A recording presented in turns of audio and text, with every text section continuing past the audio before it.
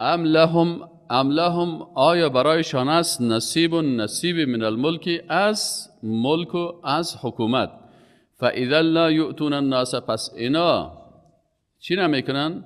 پس اینا نمیدهند بر مردم نقیرا به اندازه یک سوراخی که در خرما می باشه. یعنی اینا اینقدر بخیل هستن که حتی به اندازه یک سوراخ در دانه خرما، خسته خرما، اینا بر مردم به می اندازه یک هم اینا حق بیان نمیکنن.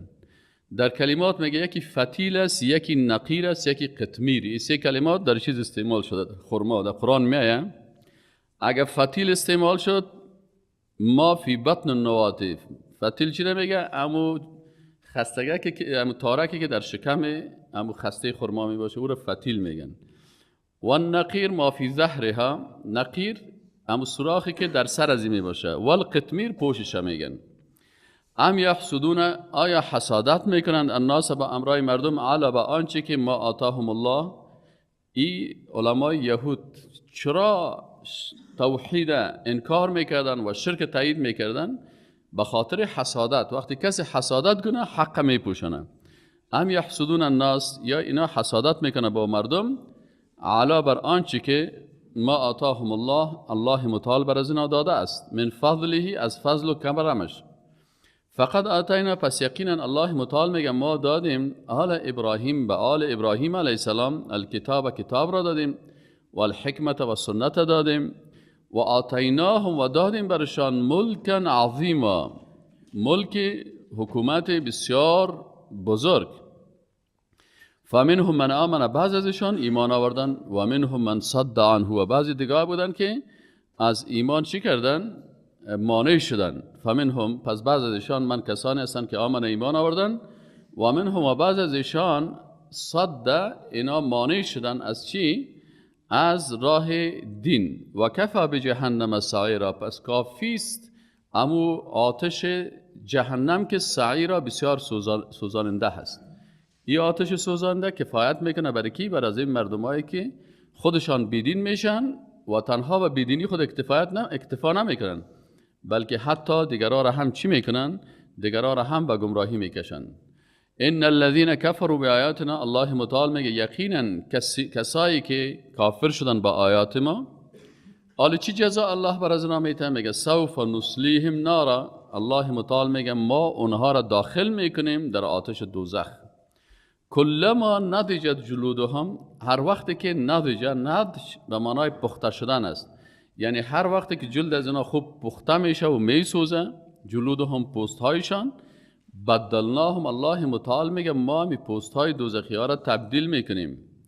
چی را بدل میکنیم؟ جلودن به پوست های غیرها دیگر. چرا؟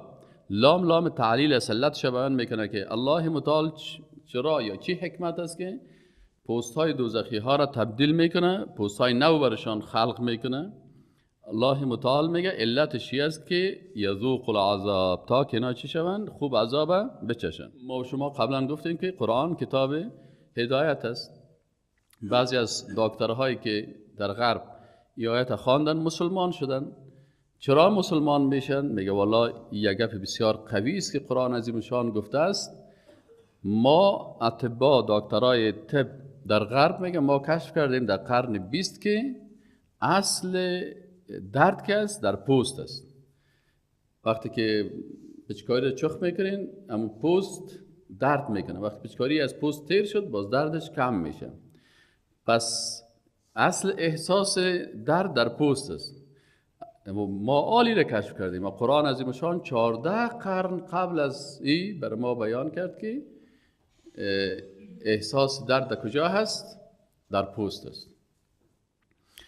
پس این سبب مسلمان شدن دکترایی از اعجاز علمی قرآن عظیم شان است که الله متعال به اساس علم غیب خود چیزهایی را خبر میده که باز انسان ها 20 سال پیش 20 قرن بعد 30 قرن بعد کشف میکنن و همین میشه که تا روز قیامت قرآن معجزه هست. برای زنا دلایل قدرت خود الله نشان میده.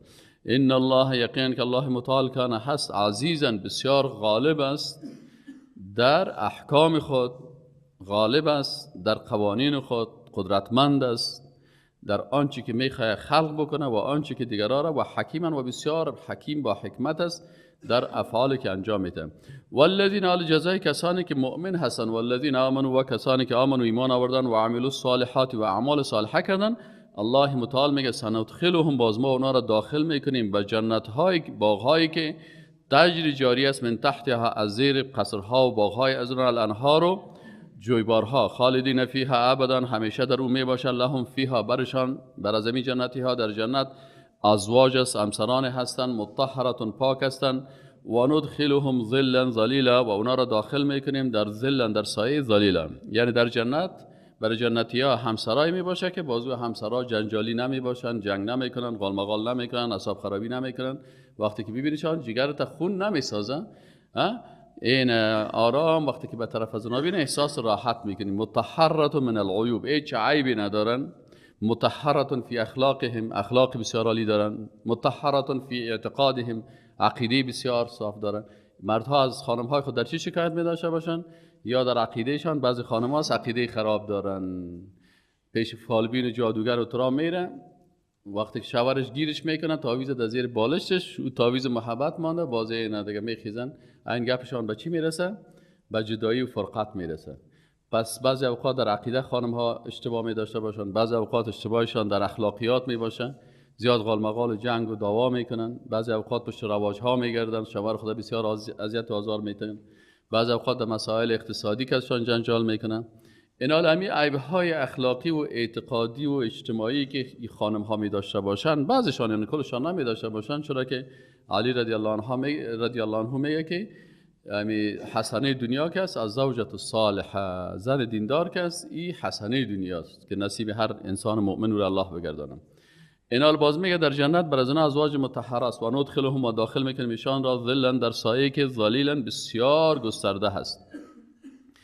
ان الله، یقینا که الله متعال، یأمرکم، امر میکند شما مسلمانان را، ان تؤدوا الاماناتی، که ادا بکنید امانت ها را، الی اهلها، به اهلش. یعنی هر وقتی که بر شما امانت سپرده میشه، چی امانت شما در راستای سیاسی باشه که چوکی های سیاسی را بر کسایی بدین شما مسلمان ها که اونا اهلیت از را داشته می باشن، خلیفه مسلمان ها و دیگه امرای مسلمان ها که هستن، پس تقسیم در مناصبی گپاک می باشد مطابق اهلیت می باشد از نگاه سیاسی. و دیگر امانت هایی که بر شما داده میشه در زندگیتان، هر امانت کس او را به اهلش به شکل درست انجام بدین. و اذا حکمتم، و وقتی که شما حکم میکنین بین الناس، یعنی حکم میکنین، ببین اینجا مسئله حکمتم دلیل است بس سیاست اسلام. بعضی کسا که انکار میکنن از سیاست اسلام به این آیات قرآن کافر میشن. و اذا حکمتم، و وقتی که شما حکومت میکردین، حکم میکردین، قضاوت میکردین بین الناس، در بین مردم، ان تحکم بالعدل، باز شما حکومتتان باید عادلانه باشه. یعنی مسلمان ها وقتی که قدرت سیاسی به دستشان بود و قدرت مثلا قضایی به دستشان بود، باید اینا حکومت خدا به چی بکنن؟ بالعدل، به عدالت بکنن. ان الله، یقینا که الله متعال، نعم، بسیار خوب، یعظکم، وعظ و نصیحت میکند شما را به به آن. ان الله، یقینا که الله متعال، کان، هست، سمیعا، بسیار شنوا، تمام آنچه که میگین الله میشنوه، بصیرا، آنچه که شما می انجام میتین میبینه. یا ایها الذین آمنوا اطیعوا الله و اطیعوا الرسول و اولی الامر منکم. آل ببینین اطاعت از الله، اطاعت از رسول الله و اطاعت از اولی الامر، ای چی هست؟ ای کل از اینا بالای انسان مسلمان واجب است. یا ایها الذین آمنوا، ای مؤمنان، اطیعوا الله، شما اطاعت الله را بکنین. اطاعت الله را در کتاب الله بکنین که الله متعال شما را در کتاب خود چی گفتم؟ و اطیعوا الرسول، و شما اطاعت از رسول الله صلی الله علیه و سلم بکنین، سنت های رسول الله صلی الله علیه و سلم عمل بکنین و احادیث رسول الله صلی الله علیه و سلم قبول بکنین. یعنی کسانی که اطاعت میگم از الله میکنم و احادیث قبول ندارم، به اساس آیت قرآن کافر میشن، به خاطر که الله متعال میگه که اطاعت الله را کردی و اطیعوا الرسول، الله امر الله هست که اطاعت از رسول الله صلی الله علیه و سلم بکنین. و ببینین در الله و در رسول اطیعوا استعمال شده. اطیعوا الله، اطاعت کنید الله را، و اطیعوا الرسول، و اطاعت کنید رسول الله صلی الله علیه و سلم. در اولی الامر منکم ایره اطیعوا نگفته، بلکه ایره با واو چی کرده؟ بالای از اونا چی کرده؟ عطف کرده. به این معنی که شما اطاعت الله را بکنین اول، و ثانیا اطاعت رسول الله صلی الله علیه و سلم بکنین که اطاعت از قرآن و سنت بالای شما فرض است. و اطاعت اول الامر بکنین به شرطی که او اول الامر و یا او رهبر متوجه هستین اطاعت از الله و رسولش میکنه، و اگر او مخالفت با قرآن و سنت میکنه باز اطاعت از او سر شما فرض نیست. اطاعت از اول الامر فرض است که او شریعت الله را تنفیذ میکنه. حالا بسیاری کسا هستن که فرق بین اول الامر که اطاعت از شریعت میکنه و بین اول الامر دو قسم هستن. یکی کسایی هستن که شریعت الله را تطبیق میکنن اما خودش در بعضی حالات اشتباه داره، گناه میکنه. متوجه هستین؟ اطاعت از این امیر فرض است، واجب است به اساس آیت قرآن. چرا که اول الامر تو چی که این شریعت الله را تنفیذ کرده، لکن بعضی اوقات اشتباه از خودش میشه.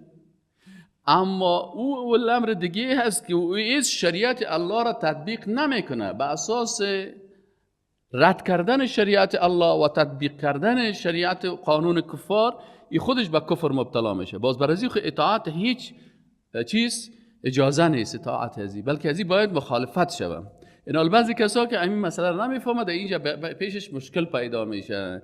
پس اینجا اطاعت و ایواو که اینجا آمده گفته اطیع الله، اطاعت از الله بکنین، و اطیع الرسول و اطاعت از رسول الله صلی الله علیه و سلم بکنین، و اولی الامر منکم و اطیعو گفت که و اولی الامر منکم یعنی چی؟ این مفسرین علماء اسلام میگن که شما اطاعت از امیر المؤمنین و یا ولی امرتان یا بزرگتان میکنین به شرطی که اطاعت از الله و رسولش بکنه. فان تنازعتم، حالا الله متعال میگه که اگر تنازع کردین، اختلاف کردین، منازعه در بینتان پیدا شد، فی شیء در کدام مسئله سیاسی، اقتصادی، اجتماعی، خانوادگی، تعلیمی، تربیوی، در هر چیزی که شما در بینتان یک منازعه شد، فردوه الی الله، پس او را برگردانید، این موضوع اختلافی را برین پیش الله و رسولش، برین به قرآن مراجعه بکنید، برین به سنت صحیحه مراجعه بکنید که الله و رسولش در این قسمت چی گفته هست. ان کنتم، الله متعال میگه این کار شما میکنین، ان کنتم تؤمنون بالله، اگر واقعا شما ایمان دارین به الله و الیوم الاخر، به روز آخرت. اگر شما ایمان به الله دارین و ایمان به روز آخرت دارین، پس در این صورت شما وقتی که کدام مسئله سیاسی یا اقتصادی یا اجتماعی یا هر مسئله معاملات و تجاری و هر چی که باشه به الله و رسولش مراجعه بکنین. اگر نه که شما اینه به شرطی که شما ایمان به الله و رسولش داشته باشین. اگر باز دروغ میگین باز دیگه مراجعه نکنین، به هر کسی دیگه مراجعه میکنین. چیز ذالک الله متعال میگه اینمی قسم عمل کردن که اطاعت اول باید از قرآن و سنت بکنی، الله و رسولش اطاعت بکنی، و اطاعت از اول الامر مسلمانان در صورتی بکنی که او اطاعت از قرآن و سنت میکنه، شریعت الله را تطبیق میکنه، باز از او اطاعت بکنیم. و در صورتی که اختلاف ایجاد شد در بین شما در هر مسائل قضایی، در مسائل قانونی، در مسائل تطبیق از اینا، شما با کتاب الله و سنت رسول الله صلی الله علیه و سلم مراجعه بکنید، در صورتی که شما یقین داشته باشین که حل تمام مشکلات در قرآن و سنت است. اگر باز یقین نداشته باشی باز فلسفه زیاد میگی. الله متعال میگه ذالک اینمی قسم عمل شما خیر بهتر است و احسن و بسیار نیک است تعویل انجام دادنش. حال دیگه بعضی کسانی را الله متعال میگه که بعضی کسا هست ظاهرا ادعای ایمان میکنن و عملا باز به عوض شریعت الله قوانین طاغوتی را ترجیح میتن. یک منافق و یک یهودی مخالفت داشتن. این منافق میگه من مسلمان هستم، یهودی برش گفت که خب تو وقتی که مسلمان هستی خیلی بریم پیش رسول الله صلی الله علیه و سلم، پیش پیغمبرتان که این عادلانه فیصله میکنه. این مسلمانی که ادعای مسلمانی میکرد منافق بود. این میفهمید که در این قضیه خب من مجرم هستم و اگر پیش رسول الله صلی الله علیه و سلم بریم، رسول الله صلی الله علیه و سلم چون حق طرف یهودی است بنفع از این کار میکنه. این برش گفت که نه میریم پیش کعب ابن اشرف، او بسیار خوب طاغوت بزرگ بود، یکی از یهودیای خطرناک بود، مطابق همون خواسته های مردم یک طاغوت بود. این گفتن این منافق گفت پیش از این میریم. الله متعال گفت الم تر، آیا ندیده رسول الله صلی الله علیه و سلم الی الذین، به طرف کسانی که یزعمون گمان میکنن. ببین کسایی هستن که ظاهرا گمان میکنن که من ایمان دارم، اینجا مسئله بسیار قوی اعتقادی رو بیان میکنه. علم تر ندیدی یا رسول الله صلی الله علیه و الذین، به طرف کسانی که از عموم گمان میکنن که انهم ایشان آمنوا ایمان آوردن بما انزل الیک، به آن چیزی که نازل شده بالای تو، و ما انزل من قبلک، و به آن چیزی که نازل شده قبل از شما. چی میگن؟ این نفر خودش ظاهرا گمان میکنه، اینجا از عمومه پیش خود گمان میکنه من مسلمان هستم. الله میگه این مسلمان نیست. چرا مسلمان نیست؟ میگه به خاطر از اینکه الله از قلب از با خبر است که شریعت الله را نمیخواد تطبیق شود. یریدون، اراده دارن اینمی مردمایی که ظاهرا در زبان مسلمان است در قلب کافر است، ارادهشان چی است؟ ان یتحاکموا، این که طلب حکم بکنن یا بالای از اینا حکومت بالایشان بکنه. چی؟ کی تا حکومت بکنه؟ طاغوت. یعنی در وقت فیصله قضایا به عوض شریعت الله، ما شما گفتیم طاغوت چه قسم است؟ یا طاغوت به شکل حکومت میایه، احزاب طاغوتی هستن که حکومت جور میکنن، اندیشه های طاغوتی هستن که حکومت ها و چیزا را جور میکنن، و یا افراد طاغوتی هستن که خودش در رأس حکومت و در رأس وزارت قرار می داشته باشه یا در رأس قضا قرار می داشته باشه، ضد شریعت الله فیصله میکنه. اینمی انسان هایی که الله متعال میگه که یا دروغ میگن، گمان میکنه که من مسلمان هستم، مؤمن هستم، اینا مسلمان نیستن. چرا؟ به خاطر که در قضایای خود به عوض شریعت الله اینا تحاکم میکنن به طرف طاغوت، میرن پیش طاغوت و میگن که تو بر ما فیصله بکو. وقت امروا، و در حالی که اینا امر کرده شدن که ان یکفروا به، که اینا کافر شوند به چی؟ به طاغوت. الله متعال در آیه دیگه گفت که فمن یکفر بالطاغوت و یؤمن بالله، پس مؤمن حقیقی کی است که کافر به طاغوت شود و یؤمن ایمان به الله بیاره. و یرید الشیطان، و میخواد شیطان ایضلهم، این کارا رو که اینا میکنن. چرا میکنن؟ به خاطر که شیطانهای انسانی و شیطانهای جنی اینا را وسوسه میکنن، به قوانین اینا را وادار میسازن که ضد شریعت الله هست. و یرید الشیطان، و اراده میکنه الشیطان، و امو شیطانی که چی انسانی هست چی جنی هست، ایضلهم، که اینا را گمراه بسازه، ضلالا بعیدان، او تو گمراهی که اینا از حق بسیار دور شوند. بیچاره فکر میکنه من مسلمان هستم، لکن در روز قیامت بخیزه الله متعال برش میگه الله برای بین مسلمان ها تو نبودی که طرفدار طاغوت بودی. و اذا، و هنگامی که قیل گفته شود لهم بر زمین مردم، تعالوا بیایید الی ما انزل الله، با آنچه که الله متعال نازل کرده است، و الی الرسول، و با آنچه که رسول الله صلی الله علیه و سلم بیان کرده. بیاین که به قرآن و بیاین که به سنت فیصله بکنیم. رأیت المنافقین، باز الله متعال میگه منافقا رو ببین چی هستن؟ یصدون عنک صدودا، باز از تو روی میگردانه. تو چی میگی؟ آمدی در این عصر بیا به قرآن مراجعه بکنیم، بیا به سنت مراجعه بکنیم. این کسی که خودم ظاهر مسلمان میگیره و در وقت فیصله ها که باز بگی بیا حاکمیت الله و رسولش قبول کن، فیصله نمیکنن، باز میگه این منافق است. این در روز قیامت که تو منافقین حشر میشه. رأیت، میبینی المنافقین، منافقان را که یصدون، رو میگردانن، عنک صدودا، از تو بسیار به شکل بسیار شدید رو میگردانند. فکیف، پس چگونه هست که اذا، انگامی که اصابتون برسد برایشان مصیبتی. چرا مصیبت برایشان میرسد؟ بما قدمت ایدیهم، به سبب آنچه که تقدیم کردن دستایشان. اینجا جزء میگه منظورش کل است، یعنی به آن چیزی که خود از اینا تقدیم کردن عمل کردن. ثم جاءوک، باز میاین همین منافقا چی میگن؟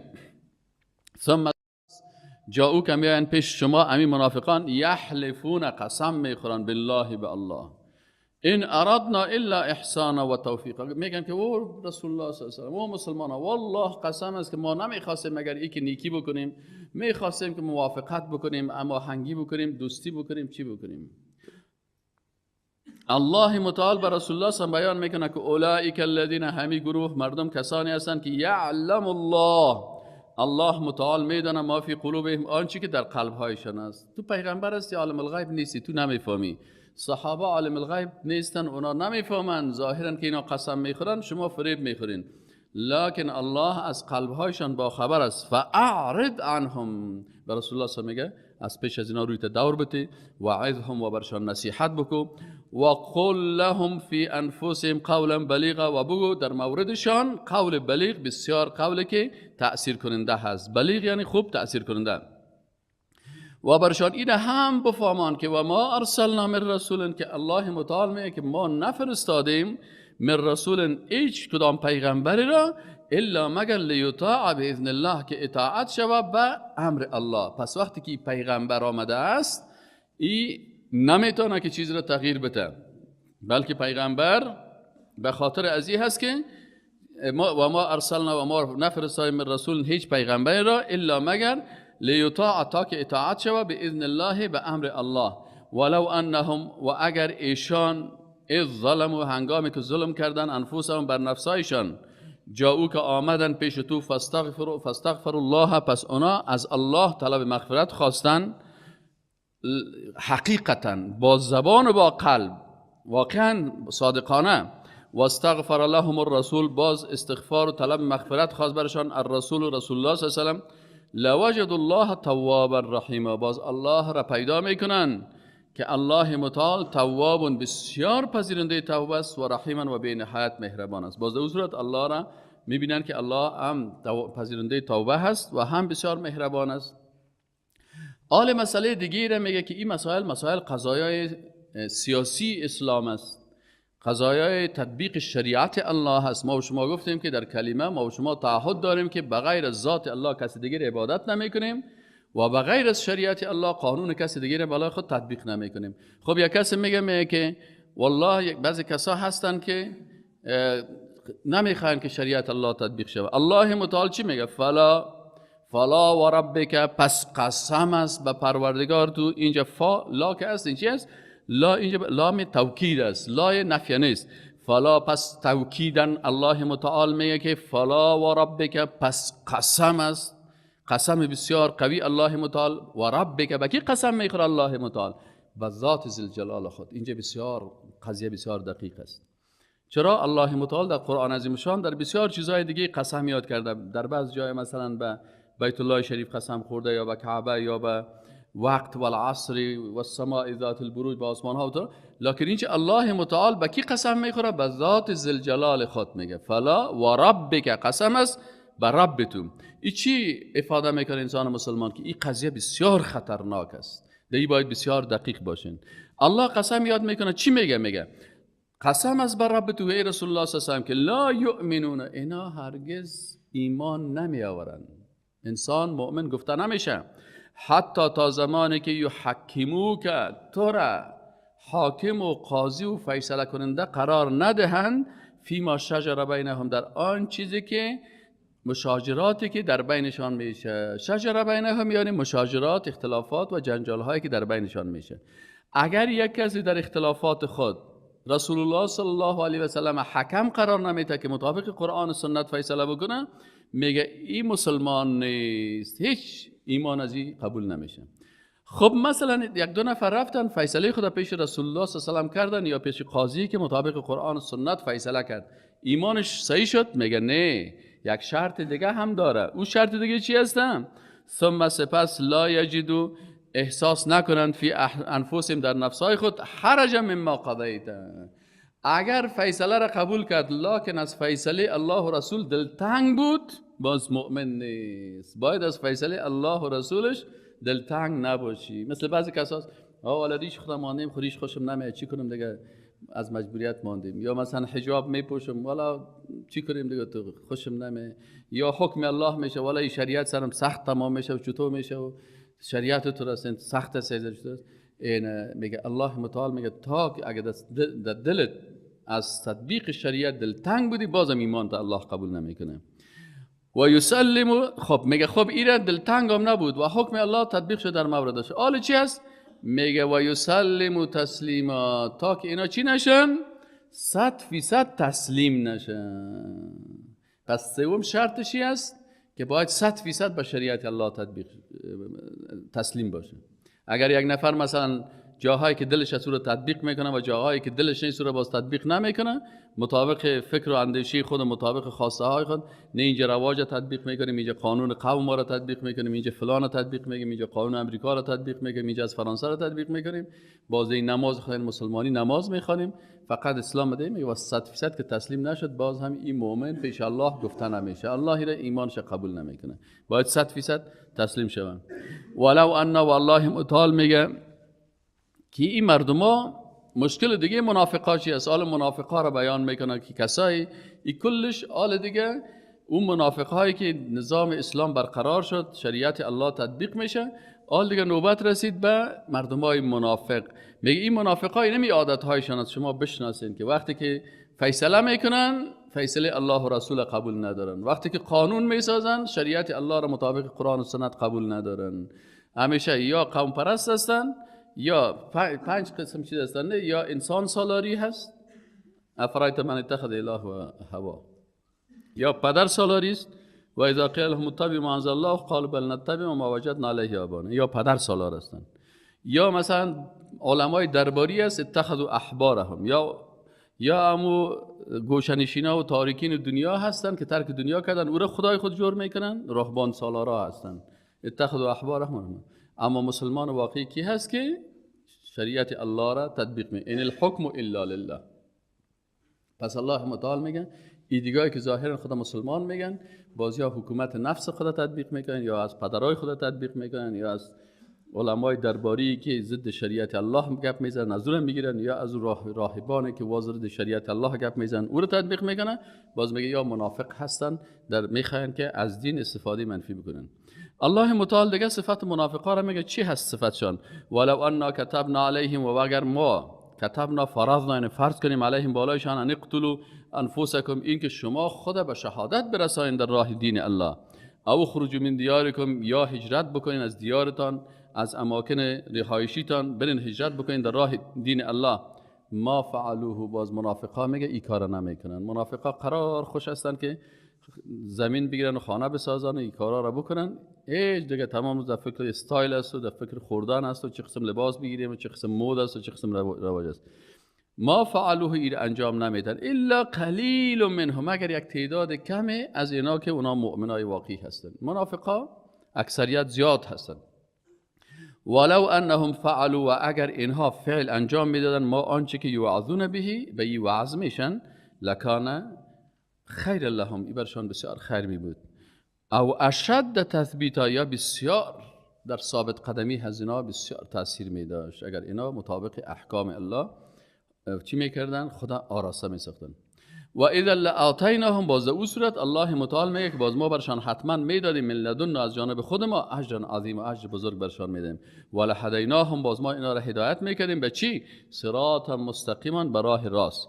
و من یطیع الله، و هر کسی که اطاعت بکند از الله متعال و الرسول، و از رسول. سعی کنین الله متعال زیاد تاکید میکنه به متابعت از الله و رسولش، قرآن و سنت، قرآن و سنت، الله و رسولش. اطاعت از الله در تطبیق قرآن میشه، اطاعت از رسول الله صلی الله علیه و سلم در تطبیق احادیث رسول الله صلی الله علیه و سلم میشه. اینال بعضی کسا رو ببینید که قرآن میگیره سنت اعلام میکنه، این هم اطاعت الله و رسول نکرده. و بعضی کسا سنت زیاد میگیره در آنچه که در قرآن آمده به این توجه نمیکنه، این هم مسلمان صحیح نیست. پس باید مسلمان واقعی همی است که و من و هر کسی که یطیع الله، اطاعت کنند از الله متعال در تطبیق قرآن عظیم شان، و رسول، و اطاعت از رسول الله صلی الله علیه و سلم در تطبیق احادیث صحیح رسول الله صلی الله علیه و سلم. پاداش از اینا چی هست؟ چه قسم مردم هستن؟ باز میگه فاولئک، اینمی کسانی که پیروی از قرآن و سنت میکنن، باز اینی مردم مع الذین، به امرای کسانی میباشه که انعم الله علیهم، که انعام نموده الله بالایشان. اونا کی هستن که الله بالایشان انعام نموده که باز اینمی پیروان قرآن و سنت همراه از اونا میباشن؟ من النبیین، پیغمبرا، و الصدیقین، و صادقان، و الشهداء، و شهیدان، و الصالحین، و صالحان. این کسایی که میخواه که امرای نبیین باشن، پیغمبرا باشن، و صدیقین امرای راستگویا، و کسانی که صدق در سخن. صدیقی است که هم سخنش راست باشه، هم فعلش مطابق قرآن و سنت باشه. سخنش مطابق قرآن و سنت، فعلش مطابق قرآن و سنت. شهدا کسانی که به خاطر احکام قرآن و سنت به شهادت میرسن، به خاطر اعلای کلمت الله و تطبیق شریعت الله به خاطر ازی به شهادت میرسن. و صالحین، مردمای نیک هستند که نفس خدا و عمل خدا اصلاح میکنه. اینا که و حسن اولئک رفیق، الله متعال میگه شما میخواین رفیق داشته باشین، و حسن اولئک رفیق، اینم بسیار خوب رفیق و دوست است. رفیق و دوست واقعی نبیین، صدیقین، شهدا و صالحین. دوستی از اینا چی طریق حاصل میشه؟ با پیروی از قرآن و سنت. ذالک، میگه اینمی ذالک الفضل من الله، یک فضیلت بزرگ از جانب الله هست که شما قرآن و سنت میفهمین. بر شما قرآن آمده، سنت آمده. و کفى بالله علیما، و کافی است که الله متعال عالم و باخبر باشه بالایتان. یا ایها الذین آل، بعض آیات دیگه هست که درباره مجاهدین مسلمان که هستن، بر از اونا احکام خود الله متعال میگه که یا ایها الذین آمنوا، ای مؤمنان، خذوا حذرکم، شما احتیاط بکنین، آمادگیتون داشته باشین. الحذر چی را میگن؟ اینجا آمادگی برای دفع اونمو مکروهات، امو آمادگی داشته باشین که دشمنان نتونن شما را نیست و نابود بکنن، بلکه آمادگی داشته باشین، آمادگی اعتقادی عقیدی قوی داشته باشین، آمادگی عملی، اعضای بدنتون خوب قوی بسازین، تکواندو بکنین، کانفو بکنین، خوب قوی باشین. متوجه هستین؟ آمادگی سلاحی یعنی خوب مسلح باشین، خوب سلاح و تکنولوژی گپار یاد داشته باشین تا بتونین در مقابل دشمنا استاشین.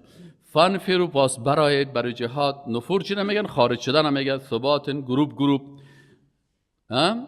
او انفروا جمیعا، یا ای که همه تان یک جایی وقتی که بالاتان حکم میشه، یا گروپ یا کلتان یک دفعی یک جایی.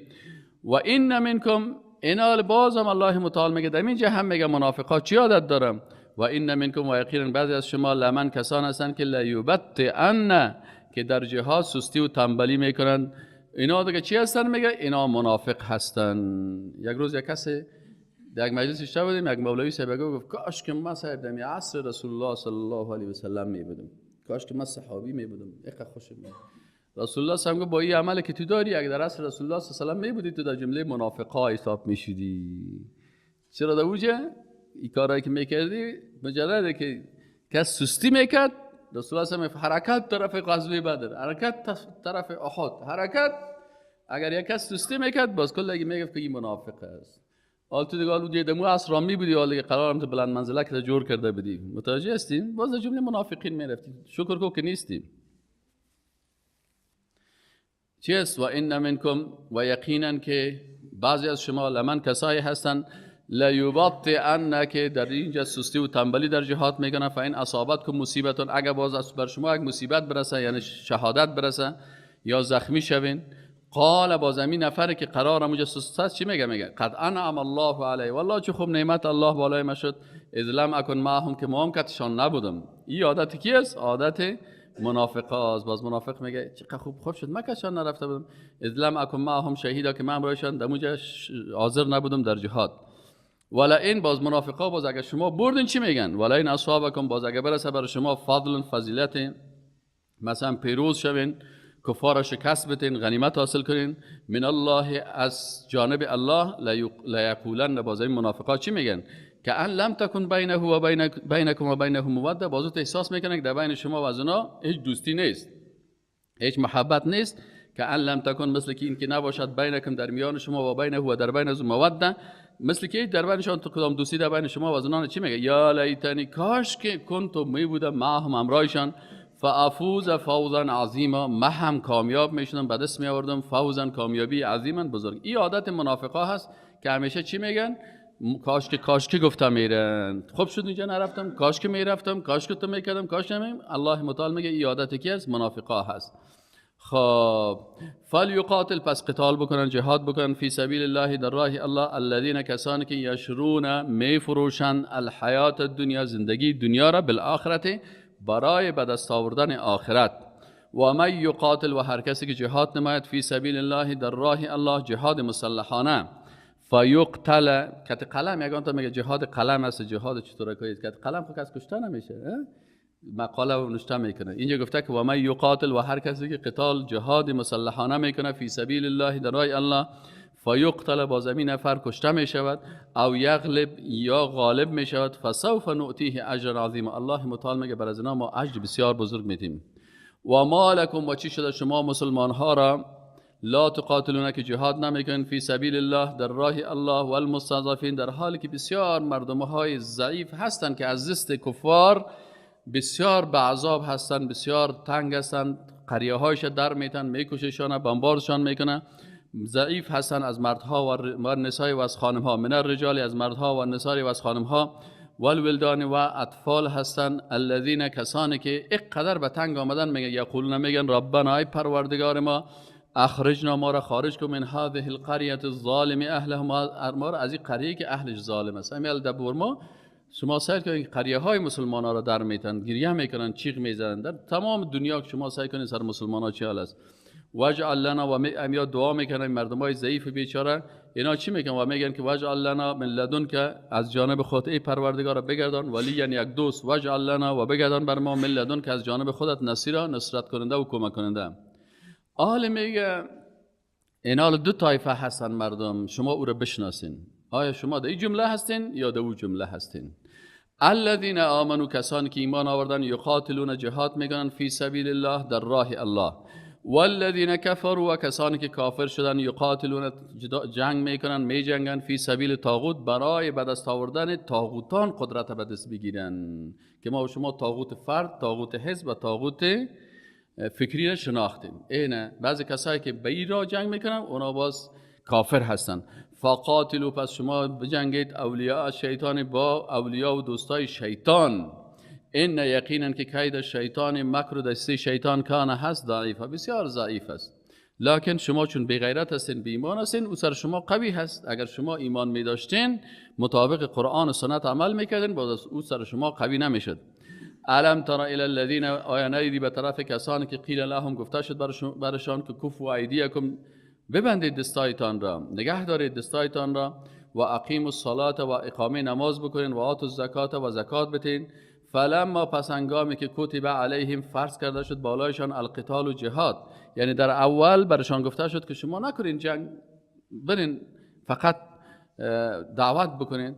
اما وقتی که با سرشان جهاد فرض شد، اذا فریق منهم، باز یک گروهی از ایشان، یخشون الناس، باز میترسن از مردم، که خشیت الله، مثل ترس از الله، او اشد خشیه، باز حتی از مخلوق، از الله کدام زیاد میترسن. و قالوا، و باز میگن، این صفات منافقا هست که ربنا، ای پروردگار ما، لما کتبت علینا القتال، لما کتبت، چرا فرض کردی بالای ما قتال را، جهاد را، لولا اخرتنا، چرا ما را تأخیر نکردی، الی اجل قریب، با یک وقت نزدیک دیگه. قل برشان بگو، متاع الدنیا، بگو که متاع زندگی دنیا که شما را مانع میشه از حرکت در راه الله، این قلیل است، کم است، یک چند روز است از پیشتان میره. والآخرت خیر، و آخرت بهتر است، لمن، برای کسی که اتقا، تقوا بکنه. ولا تظلمون فتیلا، و شما ظلم کرده نمیشین به اندازه یک پلته چراغ، یا به اندازه یک تار خسته خرما. خب اینا چرا نمیرن در صف جهاد و فرار میکنن؟ میگه به خاطر ازی که میترسن از مرگ خود.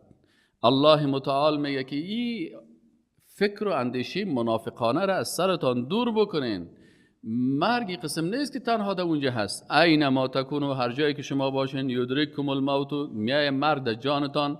ولو کنتم فی بروج مشیده، ولو کنتم، و اگرچه باشید، فی بروج، در قصرهای بلند منزلها. بروج در زبان عربی برج میگه برج فلانی ملک، یعنی بلند منزلش. اگر شما آدمات بلند منزلها و قصرهای مشیدتون که بسیار محکم باشه. چه قسم محکم است؟ فلانی نفر میگه قصر زری جور کرده، خالص میگه دیوالایش هم زری کاری کرده. فلانی قصر ببینه که دیوالایش 10 متر است، ات چیزا را مانده بینش پایای سمتی و ترا. الله متعال میگه که اگر مرگ بیاد جانتان، در مداخل قصر که هستی اونمو هم در جانش مرگ میه. و این تصبهم سیئه حسنتون، و اگر برشان نیکی برسد، یقولو میگن هادی من عند الله، از جانب الله هست.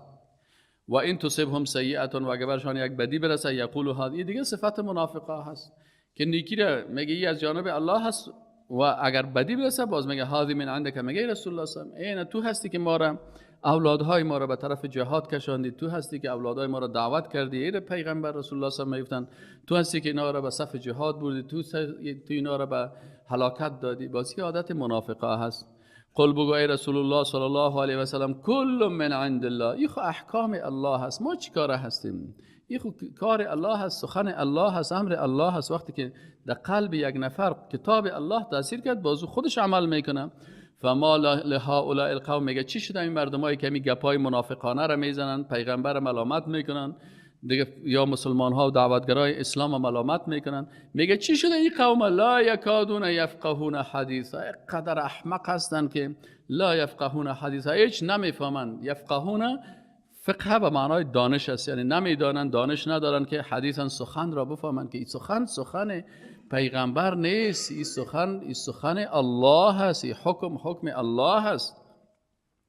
ما اصابک من حسنت، آنچه که میرسد بر تو از کدام حسنت، فمن الله، پس او از جانب الله هست. و ما اصابک، و آنچه که برسد بر تو ای رسول الله صلی الله علیه و من سیئت، از کدام بدی، کدام زخم. حتی خود پیغمبر زخمی شده، خود پیغمبر سرش شکستانده هن، سنگ جارجارش کردن در طائف، خود پیغمبر دندانایش مثلا زدن شکستاندن در غزوه.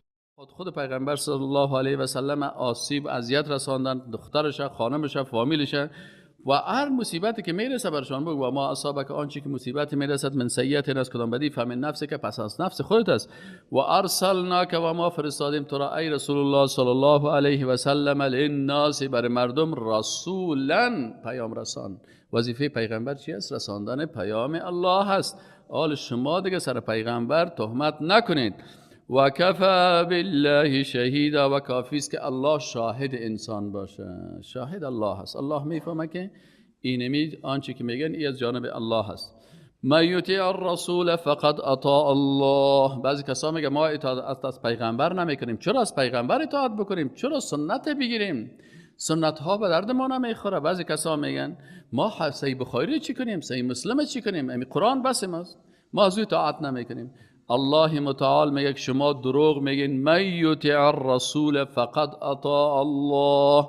هر کسی که اطاعت از رسول الله صلی الله علیه و سلم بکنه، سنت های رسول الله صلی الله علیه و سلم ارزش بده، فقط اطاع الله، پس یقینا که اطاعت از الله کرده.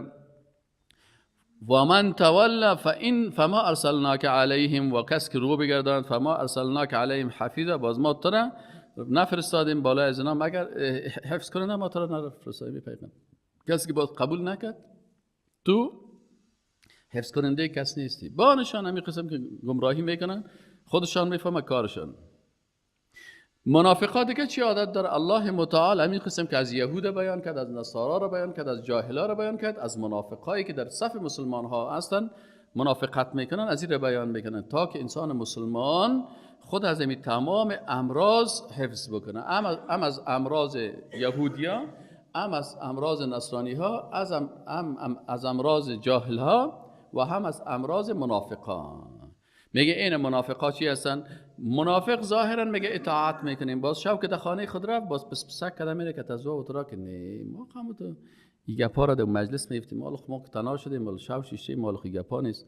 و یقولون، و منافقا میگن طاعتون، ما طاعت میکنیم.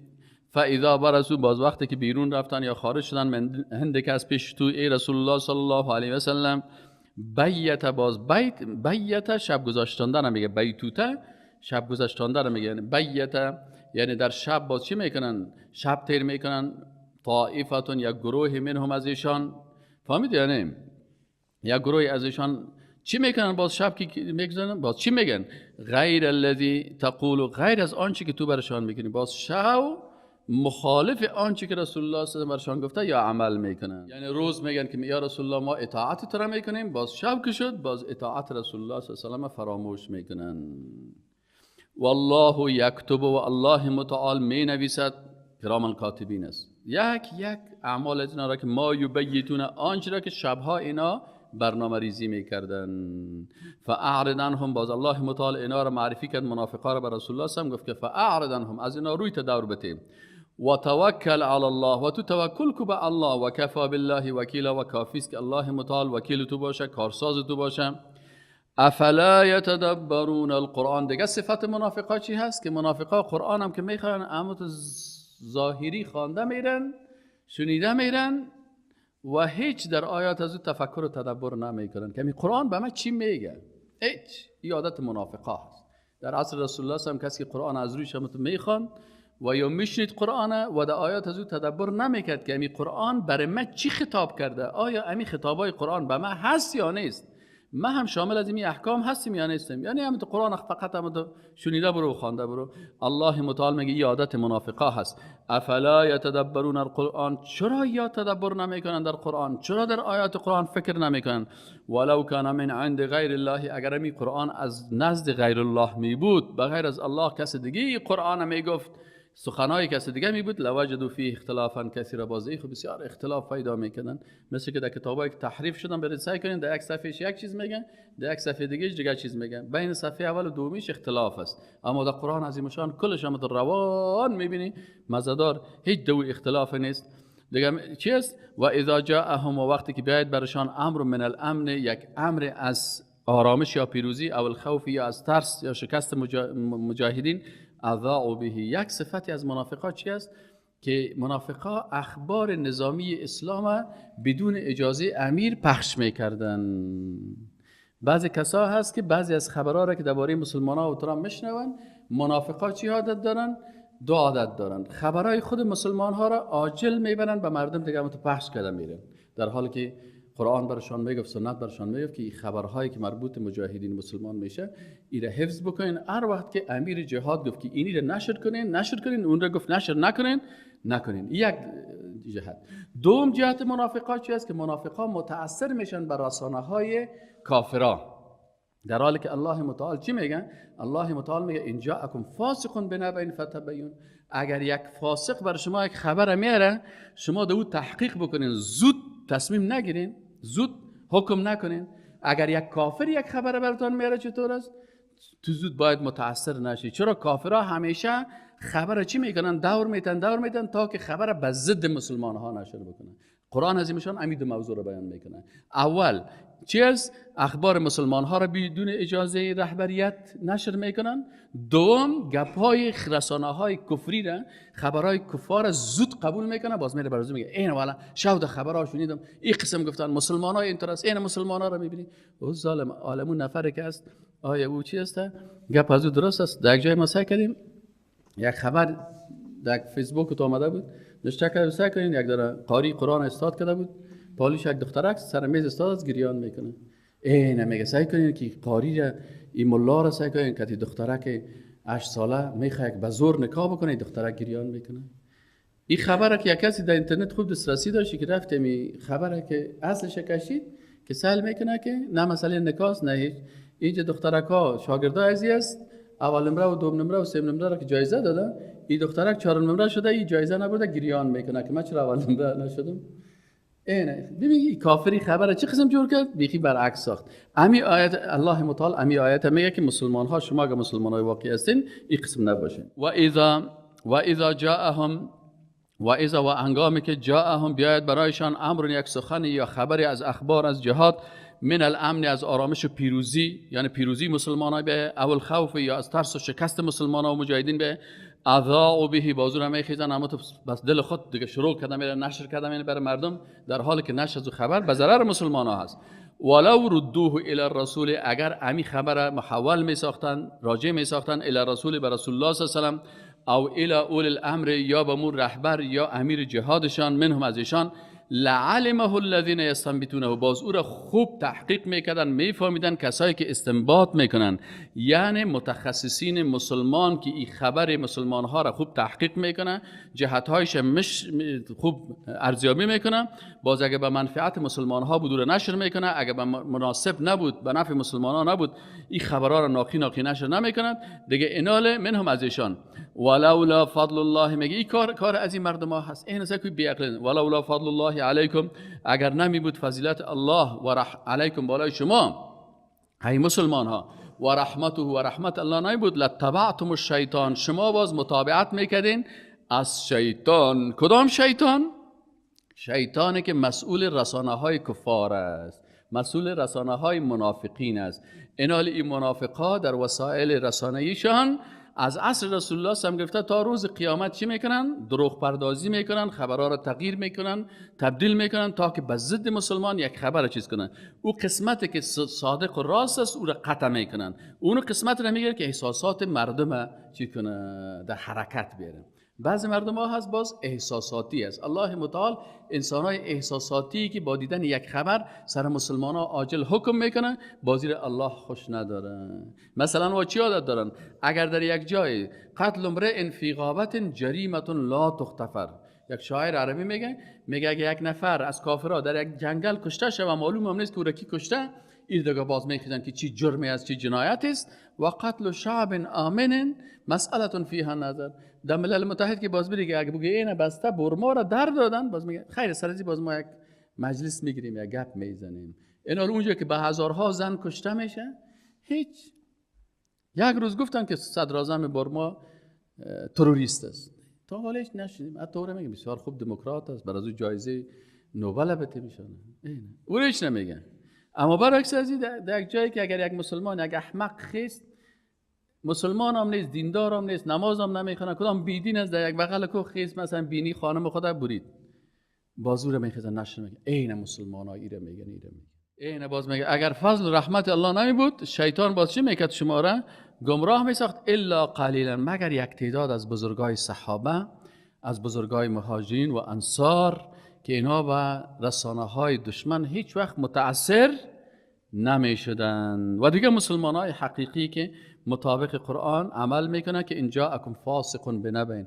بسیاری وقتا شما سائل کنین یک مسلمان است مثلا به نام محمد ابن عبدالوهاب، درباره از کی یک کتاب نوشته کرده؟ یک کافر، حکایات مستر هنور، انگلیس، جاسوس انگلیسی. باز میگه اون مسلمان کتابای خودش یک بخونه میگه لا اله الا الله، میگه محمد رسول الله، میگه والله ما مسلمان هستم، آمنت بالله و ملائکته و کتبه. گپ خودش قبول نمیکنه، کتاب خودش قبول نمیکنه، گپ کی سرش قبول میکنه؟ از انگلیس. در حالی که امام ابو حنیفه، امام شافعی، امام مالک، امام احمد ابن حنبل و تمام علمای اسلام میگن که شهادت کافر بالای مسلمان قبول نمیشه. این شهادت تو انگلیس میگن نه انگلیس گفته که این مسلمان نیست، ما گپ انگلیس قبول میکنم. آری شاگرد کی شد؟ این الله متعال میگه که اگر فضل و رحمت الله نمی بود شما مطابقت از چی میکردین؟ از شیطان میکردین. شیطان کی است؟ امی نویسنده ها، امی ژورنالیست ها، امی خبرنگارا، امی رئیسای تلویزیون های کفری شرکی که تمام روز خبرها را ضد مسلمان ها میسازن. حجاب گناه حساب میکنن، ریش گناه حساب میکنن، ریش کلکلی شیطان پرستی رو توجیه میکنن. و میگن ما شیطان پرست هستیم. میگه بسیار خوب مردم است. زناکاره را میگه یا بسیار خوب مردم است. قاتل میگه این بسیار خوب آدم است. جنایتکار بسیار خوب میگن. مسلمان واقعی را سرش میگن. ولو اینجا دیگه الله متعال میگه ولولا فضل الله علیکم، اگر شما را الله عقل داده که زود متاثر به گپای مشرکین و کفار نمیشین، رسانه های از اینا سر شما تاثیر نمیکنه، این فضیلت الله هست که به این فضیلت بسیار اقتدار کم دارن و رحمت الله هست. فهمیدین؟ لتبعتم الشیطان، اگر این فضیلت الله بر شما نمی بود باز شما مطابقت از این شیطان ها میکردین الا قلیلا، مگر یک تعداد کمی که الله سر از اونها فضل کردن. فقاتل فی سبیل الله، پس قتال بکو، جهاد بکو، فی سبیل الله در راه الله.